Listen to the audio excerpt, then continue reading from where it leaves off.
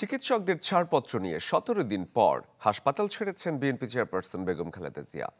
London সময় শুক্রবার রাত 9টার পর হাসপাতাল থেকে যান বড় ছেলে তারেক রহমানের বাসায়।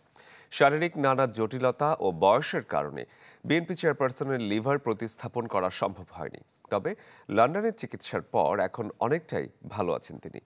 বড় ছেলে তারেক রহমানের বাসাতেই চলবে তার পরবর্তী চিকিৎসা কার্যক্রম।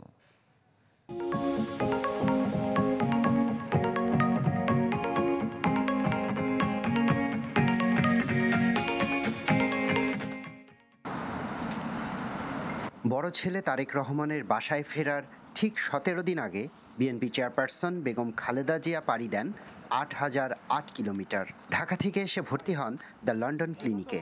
গণতন্ত্রের পথে দীর্ঘ যাত্রার তুলনায় সেটা কি আর এমন দূরত্ব। স্থানীয় সময় শুক্রবার রাত 9টার পর হাসপাতাল থেকে বের হন খালেদা জিয়া। বিভিন্ন পরীক্ষা নিরীক্ষার পর হাসপাতাল থেকে ছাড়পত্র পান তিনি।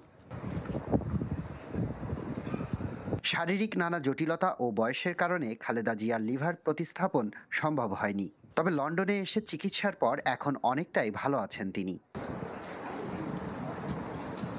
এর আগে বিএনপি চেয়ারপারসনের ব্যক্তিগত চিকিৎসক জানান, প্যাট্রিক কেনেডি ও জেনিফার ক্রসের তত্ত্বাবধানে চিকিৎসাধীন থাকবেন খালেদা জিয়া। মেডিকেল বোর্ডের অন্যান্য সদস্যরাও তার চিকিৎসা পর্যবেক্ষণ করবেন।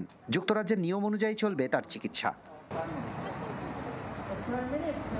Lipton Kumar, channel 24, London.